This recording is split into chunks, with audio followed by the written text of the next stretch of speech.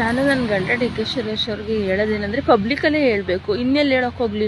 ನಾನು ಮೈಸೂರಲ್ಲಿ ಕೇಸ್ ಹಾಕೊಂಡಿದ್ದೀನಿ. ನನ್ನ ಗಂಡ ಡಿ ಕೆ ಸುರೇಶ್ ನನ್ನ ಜೊತೆ ಬಾಳ್ಬೇಕು ಅಂದ್ಬಿಟ್ಟು. ಈ ಮಹಿಳೆ ತಾನು ಡಿ ಕೆ ಸುರೇಶ್ ರವರ ಪತ್ನಿ.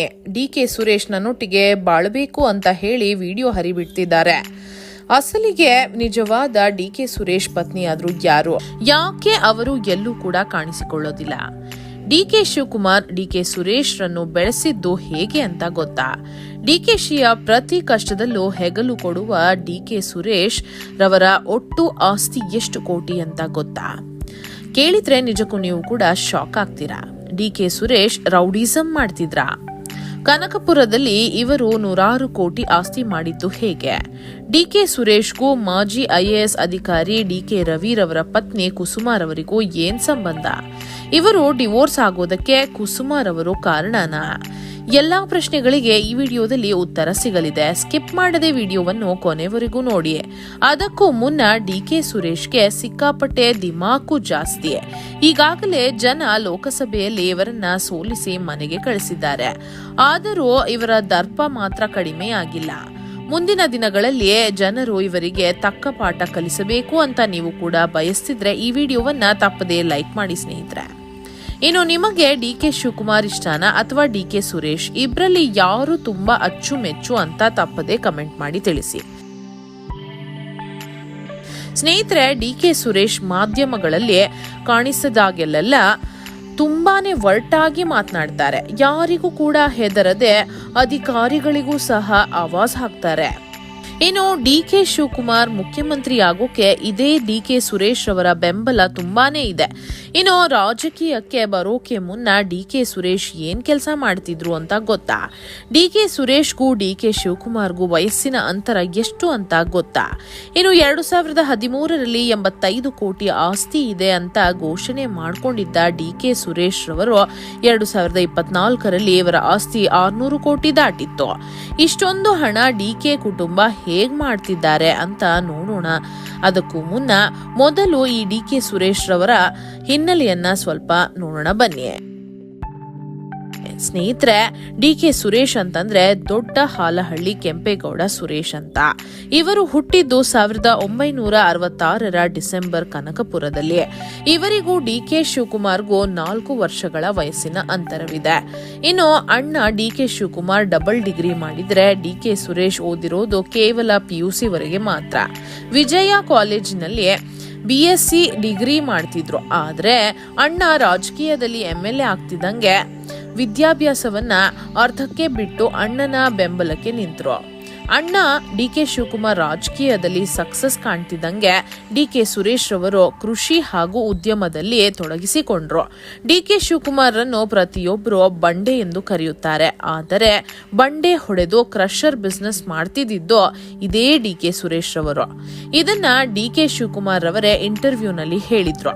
ಇನ್ನು ಕಾಂಗ್ರೆಸ್ನಲ್ಲಿ ಡಿ ಕೆ ಶಿವಕುಮಾರ್ ರವರು ಪ್ರಭಾವಿ ನಾಯಕರಾಗಿ ಬೆಳೆದರು. ಕಾಂಗ್ರೆಸ್ ಅಧಿಕಾರಕ್ಕೆ ಬಂದಾಗಲೆಲ್ಲ ಡಿ ಕೆ ಶಿವಕುಮಾರ್ಗೆ ಮಿನಿಸ್ಟರ್ ಪಟ್ಟ ಸಿಕ್ತಿತ್ತು.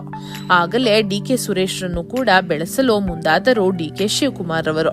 2013ರಲ್ಲಿ ಬೆಂಗಳೂರು ಗ್ರಾಮಾಂತರ ಸಂಸದರಾಗಿದ್ದ ಕುಮಾರಸ್ವಾಮಿ ಅವರು ತಮ್ಮ ಸ್ಥಾನಕ್ಕೆ ರಾಜೀನಾಮೆ ನೀಡಿದ್ರು. ಆಗ ಆ ಖಾಲಿಯಾಗಿದ್ದಂತಹ ಸ್ಥಾನಕ್ಕೆ ಡಿ ಕೆ ಸುರೇಶ್ ರವರು ಸ್ಪರ್ಧಿಸಿ JDSನ ಅನಿತಾ ಕುಮಾರಸ್ವಾಮಿ ಅವರ ವಿರುದ್ಧ ಮೊದಲ ಬಾರಿಗೆ ಗೆದ್ದರು. ಮತ್ತೆ 2014 ಹಾಗೂ 2019ರಲ್ಲೂ ಕೂಡ ಬೆಂಗಳೂರು ಗ್ರಾಮಾಂತರ ಕ್ಷೇತ್ರದಿಂದ ಸಲೀಸಾಗಿ ಗೆದ್ದು ಬೀಗಿದ್ರು. ಆಗ ಡಿ ಕೆ ಶಿವಕುಮಾರ್ ರಂತೆ ಡಿ ಕೆ ಸುರೇಶ್ ಕೂಡ ಪ್ರಬಲ ನಾಯಕರಾಗಿ ಬೆಳೆದ್ರು. ಅಣ್ಣ ತಮ್ಮಂದಿರೋ ಇಬ್ಬರು ಜೋಡೆತ್ತುಗಳಂತೆ ಕಾಂಗ್ರೆಸ್ಗಾಗಿ ದುಡಿದರು. ಇನ್ನು ಇವರಿಬ್ಬರನ್ನು ಯಾರು ಕೂಡ ಟಚ್ ಮಾಡಲು ಸಾಧ್ಯವಿಲ್ಲ, ಸೋಲಿಸಲು ಆಗೋದಿಲ್ಲ ಅಂತ ಅಂದ್ಕೊಳ್ಳುವಷ್ಟರಲ್ಲೇ 2024ರಲ್ಲಿ ದೇವೇಗೌಡರ ಅಳಿಯ ಡಾಕ್ಟರ್ ಮಂಜುನಾಥ್ ರವರ ವಿರುದ್ಧ 2.5 ಲಕ್ಷ ವೋಟ್ಗಳಿಂದ ಹೀನಾಯವಾಗಿ ಸೋತರು. ಜನರು ಕೂಡ ಇವರ ದುರಹಂಕಾರಕ್ಕೆ ದರ್ಪಕ್ಕೆ ಬ್ರೇಕ್ ಹಾಕಲೇಬೇಕು ಅಂತ ಡಿಸೈಡ್ ಮಾಡಿ ಡಿ ಕೆ ಸುರೇಶ್ ರನ್ನು ಹೀನಾಯವಾಗಿ ಸೋಲಿಸಿದ್ರು. ಇನ್ನು ಡಿ ಕೆ ಶಿವಕುಮಾರ್ ಮುಖ್ಯಮಂತ್ರಿ ಆಗೋದಕ್ಕೂ ಡಿ ಕೆ ಸುರೇಶ್ ಅವರ ಪಾತ್ರ ತುಂಬಾ ದೊಡ್ಡದಿದೆ ಅಂದ್ರೆ ತಪ್ಪಾಗೋದಿಲ್ಲ. ಇನ್ನು ಡಿ ಕೆ ಸುರೇಶ್ ರವರು ಸದಾಕಾಲ ಡಿ ಕೆ ಶಿವಕುಮಾರ್ ರವರ ಕುಟುಂಬದವರೊಂದಿಗೆ ಕಾಣಿಸಿಕೊಳ್ತಾರೆ. ಆದರೆ ಡಿಕೆ ಸುರೇಶ್ಗೆ ಒಬ್ಬ ಹೆಂಡತಿ ಹಾಗೂ ಒಬ್ಬ ಮಗ ಕೂಡ ಇದ್ದಾನೆ. ಆದರೆ ಇವರಿಬ್ಬರು ಈಗ ಒಟ್ಟಿಗೆ ಸಂಸಾರವನ್ನ ಮಾಡ್ತಿಲ್ಲ. ಅದಕ್ಕೆ ಕಾರಣವೇನಪ್ಪಾ ಅಂತಂದ್ರೆ ಡಿಕೆ ಸುರೇಶ್ ಅವರ ಪತ್ನಿ ಒಂದು ಕಂಡೀಷನ್ ಅನ್ನ ಹಾಕಿದ್ರು. ನಿನಗೆ 2 ಆಪ್ಷನ್, ಮೊದಲಿಗೆ ನೀನು ನಿಮ್ಮ ಅಣ್ಣನನ್ನ ಬಿಡಬೇಕು ಅಥವಾ 2ನೇ ಆಪ್ಷನ್ ಹೆಂಡತಿ ಮಗನನ್ನ ಬಿಡಬೇಕು. ನೀನು ಈ ರಾಜಕೀಯ ನಿಮ್ಮ ಅಣ್ಣ ಎಲ್ಲವನ್ನ ಬಿಟ್ಟು ಬಂದ್ರೆ ಮಾತ್ರ ನಮ್ಮ ಜೊತೆಗಿರಬಹುದು ಎಂದು ಹೇಳಿದ್ರು. ಆದ್ರೆ ಡಿಕೆ ಸುರೇಶ್ ರವರು ಹೆಂಡತಿ ಮಗನನ್ನ ಬಿಟ್ಟು ಅಣ್ಣನನ್ನ ಆಯ್ಕೆ ಮಾಡಿಕೊಂಡ್ರು. ಈಗಲೂ ಡಿಕೆ ಸುರೇಶ್ ಮಗನೊಂದಿಗೆ ಸಂಪರ್ಕದಲ್ಲಿದ್ದಾರೆ, ಆದರೆ ಅವರ ಹೆಂಡತಿ ಜೊತೆ ಮಾತನಾಡುವುದಿಲ್ಲ. ಇನ್ನು ಮಗನನ್ನು ರಾಜಕೀಯಕ್ಕೆ ತರ್ತೀರಾ ಎಂದು ಇಂಟರ್ವ್ಯೂ ಒಂದರಲ್ಲಿ ಕೇಳಿದಾಗ, ನಾನು ನಮ್ಮ ತಂದೆ ಮಾತನ್ನೇ ಕೇಳಲಿಲ್ಲ, ಇನ್ನು ನನ್ನ ಮಗ ನನ್ನ ಮಾತನ್ನ ಕೇಳ್ತಾನಾ ಎಂದು ಡಿಕೆ ಸುರೇಶ್ ಅವರು ಹೇಳಿದ್ರು.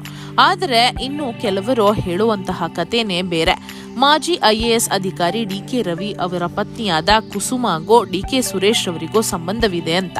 ಅದಕ್ಕಾಗಿಯೇ ರಾಜರಾಜೇಶ್ವರಿ ನಗರದ MLA ಟಿಕೆಟ್ ಅನ್ನು ಕೂಡ ಕುಸುಮಾ ಅವರಿಗೆ ಡಿಕೆ ಸುರೇಶ್ ರವರು ಕೊಡಿಸಿದ್ರು. ಹಾಗೂ ಕುಸುಮಾರನ್ನ ಗೆಲ್ಲಿಸಲೇಬೇಕು ಎಂದು ಡಿಕೆ ಸುರೇಶ್ ರವರು ಹರಸಾಹಸವನ್ನ ಪಟ್ಟಿದ್ರು ಎಂದು ರಾಜರಾಜೇಶ್ವರಿ ನಗರದ MLA ಆದ ಮುನಿರತ್ನ ಅವರು ಆರೋಪಿಸಿದ್ರು.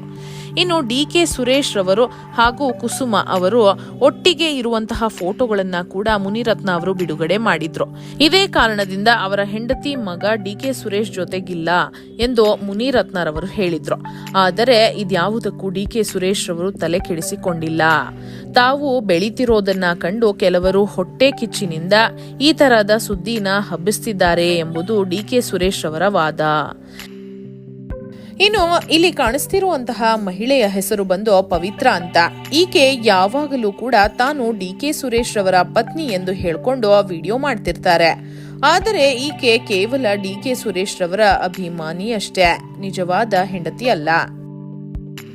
ಇತ್ತೀಚೆಗಷ್ಟೇ ಬಮೂಲ್ ಅಂದರೆ ಬೆಂಗಳೂರು ಹಾಲು ಒಕ್ಕೂಟದ ಪ್ರೆಸಿಡೆಂಟ್ ಆಗಿ ಅವಿರೋಧವಾಗಿ ಆಯ್ಕೆಯಾದರು.